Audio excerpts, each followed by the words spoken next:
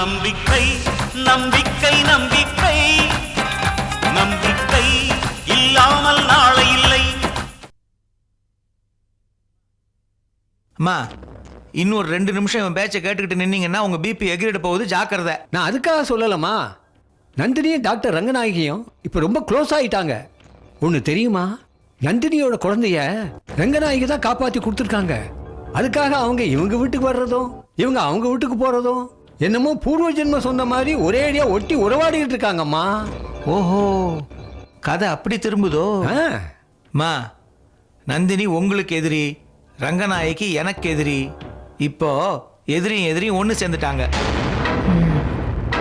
ஆமா கிருஷ்ண சார், நம்ம 2 பேருக்குமே பொது எதிரிகளாயாச்சு. அப்போ நம்மளுடைய கூட்டணியை பலப்படுத்த வேண்டிய நேரம் வந்துருச்சு. அந்த நந்தினி என் வாழ்க்கையில பெரிய தலைவலியா வந்து சேர்ந்திருக்கா. அவளை அழிக்க நான் என்ன வேணாலும் பண்ண தயாரா இருக்கேன். முதல்ல அதுக்கு வழி பண்ணுங்க.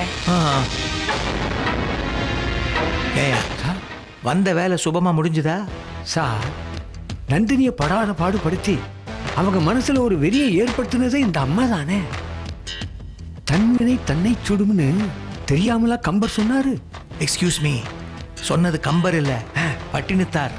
எக்ஸ்கியூஸ் மீ, ஏன் சார் பட்டினத்தார் நேராவே உங்ககிட்ட வந்து சொன்னாரா? எக்ஸ்கியூஸ் மீ, எனக்கு என்ன ஓ வயசா பட்டினத்தார் நேரா வந்து சொல்ல? இடத்த காலி பண்ணு.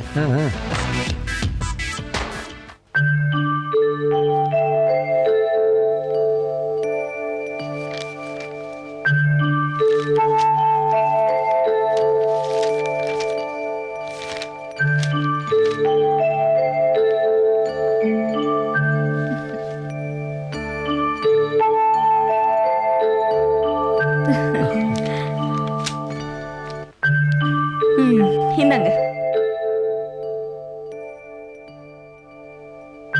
எனக்கு உங்களை பார்த்தா சிரிப்பு தான் வருது. ஏ, உங்க கம்பெனில வேலை கிடைக்காதானே எத்தனையோ பேர் ஏங்கி இருக்காங்க. ஆனா இன்னைக்கு நீங்க பேப்பரை பார்த்து வேலையை தேடிட்டு இருக்கீங்க. இருந்தாலும் இதுல எனக்கு சந்தோஷம் தாங்க. சந்தோஷமா? எதுக்கு?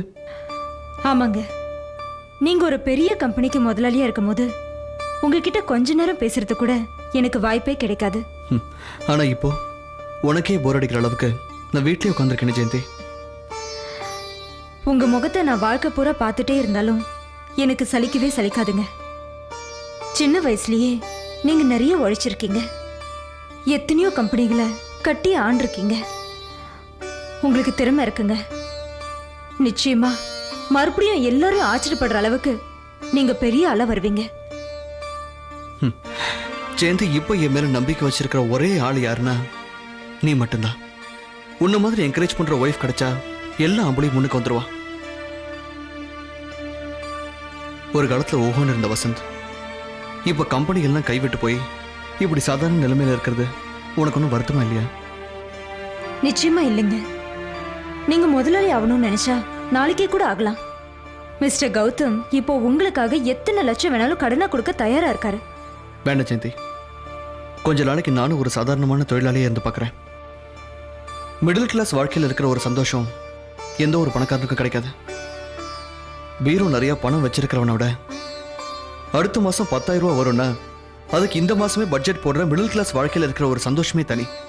அந்த சந்தோஷத்தையும் கொஞ்ச நாளைக்கு அனுபவிச்சு பார்க்குறேன். சார், போஸ்ட் வாங்க.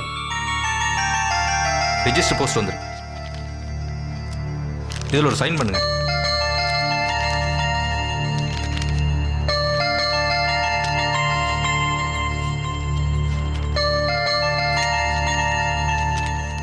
வரேன் சார்.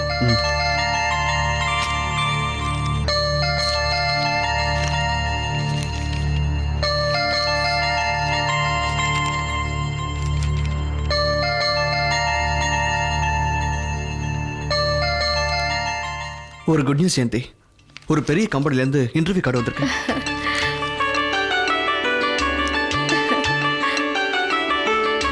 இவங்க பெரிய குரூப் ஜெயந்தி. இந்த வேலை மட்டும் எனக்கு கிடைச்சதுன்னா மாசம் 15,000 ரூபாய்க்கு மேல சம்பளம் கிடைக்கும். நம்ம வாழ்க்கைக்கு தாராளமா இருக்கும். நாளைக்கு இன்டர்வியூக்கு வர சொல்லியிருக்காங்க. ரொம்ப சந்தோஷங்க.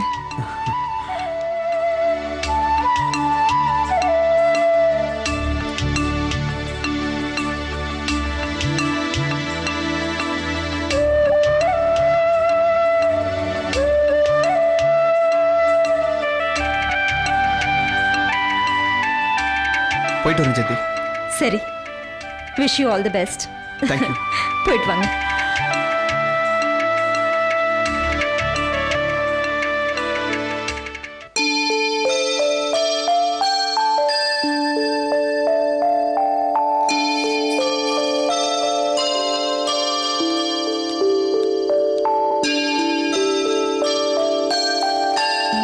Mister Vasanth, yes. உள்ள வாங்க sir.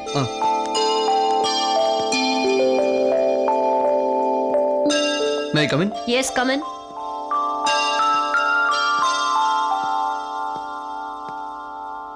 Good morning madam. Very good morning.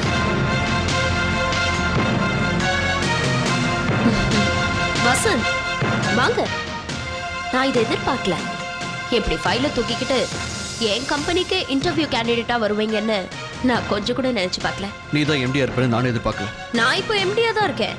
ஆனா நீங்க தான் எம்டியா இருக்கீங்க. சுத்தமா எல்லாம் போயிடுச்சு போல் இருக்கு.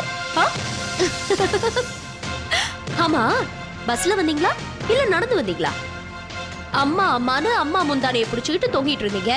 கடைசியில அந்த சிந்தாமணி பஸ் படிக்கட்டுல தொங்குற நிலைமைக்கு கொண்டு வந்துட்டா பாத்தீங்களா? பாவம். அதிகமா பேச வேண்டாம் நந்தினி. நீ தான் இந்த கம்பெனிக்கு சொந்தக்காரின்னு தெரிஞ்சிருந்தா நான் வந்திருக்கவே மாட்டேன். என்ன பண்றது? உங்களுக்கு சொந்தக்காரியா இருக்க வேண்டியவ இன்னைக்கு இந்த கம்பெனிக்கு சொந்தக்காரியா உட்கார்ந்துருக்கேன். டை கட்டி ராஜா மாதிரி வாழ வேண்டிய நீங்க இன்னைக்கு கை கட்டி என்கிட்டயே வேலை கேட்கிற நிலைமைக்கு வந்துட்டீங்க பாத்தீங்களா? பண்ண பாவம் சும்மா விடாது வசந்த். பாவத்தை பண்ணாதீங்கன்னு இந்த காலத்துல சொன்னா யாரு கேக்குறா? பண்ற பாவம்லாம் பண்ணிட வேண்டியது, அப்புறம் பரித வச்சு நிக்க வேண்டியது. உங்களை மாதிரி நான் உங்ககிட்ட அட்வைஸ் கேட்டு வரல, வேலை கேட்டு தான் வந்தேன். உங்களுக்கு வேலை கொடுக்க நான் தயாரா இருக்கேன். ஆனா என்ன சம்பளம் கொடுக்கறதுன்னு தான் எனக்கு தெரியல. பாவத்துக்கு சம்பளம் மரணம்னு சொல்லுவாங்க. ஆனா அதை உங்களுக்கு கொடுக்க எனக்கு இஷ்டம் இல்ல. என்ன எதிர்பார்க்கறீங்க? நான் உங்ககிட்ட எதுவுமே எதிர்பார்க்கல. நான் தான் உங்ககிட்ட எதையும் எதிர்பார்க்காம பாசம் வச்சு மோசம் போயிட்டேன். நீங்களுமா எதிர்பார்க்கல? பழசெல்லாம் பேசாத நந்தினி, முடிஞ்சு போன கதை. கதையே இப்பதானே ஆரம்பமா இருக்கு. அதுக்குள்ள முடிஞ்சு போச்சுன்னு சொன்னா எப்படி? வசந்த், பல பேருக்கு வேலை கொடுத்துட்டு இருந்த நீங்க இன்னைக்கு ஃபைல எடுத்துக்கிட்டு வேலைக்காக ஏன் முன்னால நிக்கிறீங்க. இதுதான் நந்தினியோட சாபங்கிறது. உங்களால எனக்கு கூட ஒரு பட்டம் கிடைச்சது. பெரிய பட்டம், விபச்சாரிங்கிற பட்டம். சிந்தாமணி அவ செல்வாக்க பயன்படுத்தி எனக்கு வாங்கி கொடுத்த பட்டம். அதே சிந்தாமணியோட செல்வாக்கு தான் இன்னைக்கு உங்களையும் செல்லா காசாக்கிருக்கு. நம்புறவங்களை நடு வீதியில நிறுத்துறது தான் அந்த சிந்தாமணியோட வேலை. அதுக்கு நீங்களும் பலியாயிட்டீங்கன்னு நினைக்கும் போதுதான் வருத்தமா இருக்கு. சரி, போனது போகட்டும். நான் உங்களுக்கு வேலை கொடுக்கறதா முடிவு பண்ணிட்டேன். உன் பரிதாபம் எனக்கு தேவையில்லை. இது பரிதாபம் இல்ல, ஒரு நன்றி உணர்ச்சி, அவ்வளவுதான். என்ன புரியலையா? சிந்தாமணி எனக்கு விபச்சாரிங்கிற பட்டத்தை கொடுத்திருந்தாலும் நான் தாய்மைங்கிற ஸ்தானத்தை அடைஞ்சது உங்களால தானே வசந்த். அதுக்கான நன்றி என் மனசுல எப்பவுமே இருக்கும். அம்மாங்கிற ஒரு பெரிய பட்டத்தை எனக்கு கொடுத்துருக்கீங்களே, அந்த நன்றி கடனுக்காக இப்போ உங்களுக்கு வேலை போட்டு கொடுக்குறேன். ஆனா அதுக்கு முன்னால எல்லாரும் ஃபைல தான் புரட்டி பார்ப்பாங்க. ஆனா நான் வாழ்க்கையோட சில பக்கங்களை புரட்டி பார்க்கறேன், அவ்வளவுதான். இப்போ கூட ஒண்ணும் கெட்டு போகல. நடந்த தப்புக்கலாம் நான் தான் காரணம். என்ன மன்னிச்சிடு நந்தினின்னு ஒரு வார்த்தை, ஒரே ஒரு வார்த்தை சொல்லுங்க. இப்போவே அப்பாயின்மெண்ட் ஆர்டர் ரெடி பண்றேன். என் மனசுல உங்களை எப்படி உயர்ந்த இடத்துல வச்சிருக்கேனோ அதே மாதிரி இந்த கம்பெனிலயோ ஒரு பெரிய போஸ்ட்ல உங்களை உட்கார வைக்கிறேன். என்ன சொல்றீங்க? தவறு எம்எல்ஏ இருந்தா என்னை விட சின்னவங்களா இருந்தாலும் அவங்க காலில் விழுந்து மன்னிப்பு கேட்க கூட நான் தயங்க மாட்டேன். ஓ விஷயத்துல நான் தப்பு பண்ணல, சூழ்நிலையை நீ தான் பிடிச்சிக்கல, அவ்வளவுதான். என்னை இறக்கிறதுக்காக எவ்வளவு முயற்சி பண்ணிருக்க, சிலதுல ஜெயிச்சும் இருக்க. ஆனா நீ எனக்கு எதிராக செஞ்ச எந்த முயற்சியை நான் தடுக்க முயற்சி பண்ணல. ஒரு ரெண்டு பக்கமும் நடந்தாதான் ஜெயிச்சது யாருன்னு முடிவு பண்ண முடியும். உனக்கு எதிரா இது வரைக்கும் நான் எந்த காரியத்திலையும் ஈடுபடல, அப்படி செய்யவும் மாட்டேன். ஜெயிச்சுட்டேன்னு நீ நினைச்சிட்டு இருக்க, உன் சந்தோஷத்தை நான் கெடுக்க மாட்டேன். அப்படின்னு நினைச்சுக்க. வரேன்.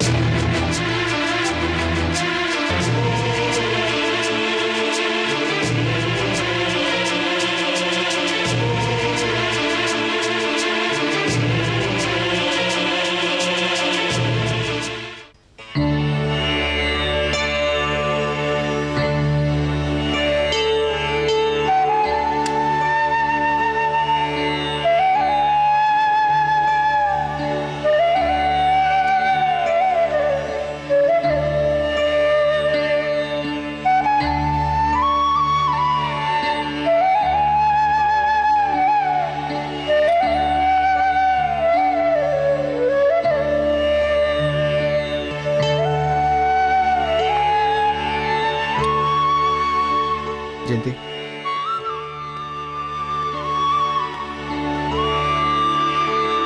வாங்க உட்காருங்க. நான் போய் காஃபி எடுத்துட்டு வரேன். வேண்டாம் ஜெயந்தி, உட்கார். நான் போன விஷயம் என்னாச்சுன்னு கேட்க மாட்டியா? அது எதுவா இருந்தாலும் அதை தாங்கிக்கிற சக்தி என் மனசுக்கு இருக்குங்க. நான் இன்டர்வியூக்கு போன கம்பெனியோட எம்டி யாருன்னு தெரியுமா? நந்தினி. நந்தினியா? ஆமா ஜெயந்தி, அவதான் இந்த கம்பெனியோட எம்டின்னு தெரிஞ்சிருந்தா நான் இன்டர்வியூக்கே போயிருக்க மாட்டேன். அவங்க ராம்கோபால் சார் கம்பெனியை தானே பார்த்துட்டு இருந்தாங்க. இந்த கம்பெனி அவங்களது தான், புதுசா வாங்கியிருக்காங்க போல இருக்கு. அவங்க உங்களை பார்த்தாங்களா? ஆமா ஜெயந்தி, நான் அவகிட்ட மன்னிப்பு கேட்கணுமா? அப்படி மன்னிப்பு கேட்டா அவ கம்பெனிலே எனக்கு பெரிய போஸ்ட் கொடுத்து உட்கார வைப்பானா? ஓடி ஓடி உழைச்சிட்டு இருந்தவங்கள உட்கார வச்சதே இந்த நந்தினி தானங்க. அவங்க கிட்ட மன்னிப்பு கேட்கிற அளவுக்கு நீங்க அவங்களுக்கு எந்த தப்பும் பண்ணல.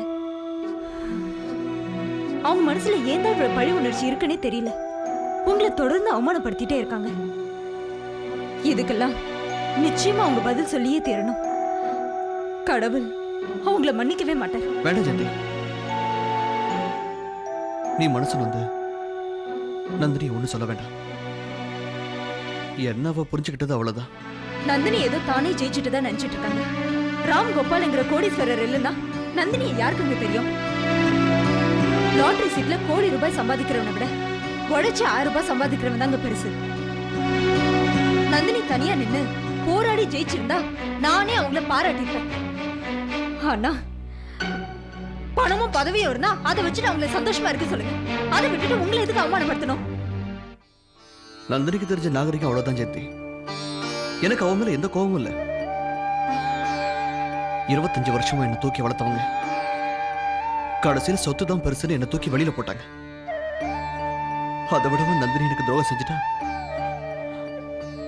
ஜெயந்தி, இருட்டுல தான் நட்சத்திரங்கள்லாம் அழகா தெரியும். அதே மாதிரி ஒரு மனுஷனுக்கு கஷ்டம் வரும்போதுதான் யார் நல்லவங்க யார் கெட்டவங்கன்னு அவனால புரிஞ்சுக்க முடியும். என்னை பொறுத்த வரைக்கும் நந்தினி, சிந்தாமணி அம்மா எல்லாம் எனக்கு வாழ்க்கையை போதிச்ச போதி மரங்கள். நான் அவங்களுக்கு நன்றி தான் சொல்லணும். உலகத்தில் இருக்கிற எல்லா கம்பெனியும் நந்தினியால வாங்கிட முடியாது. நாளைக்கு பொழுது நமக்காக விடியும். வாங்க.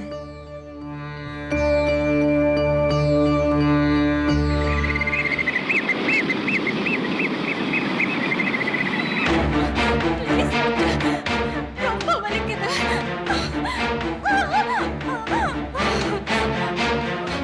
கொஞ்சம் இருமா, ஒன்றும் இல்லை, கொஞ்சம் sister, put her in sedation. Okay doctor.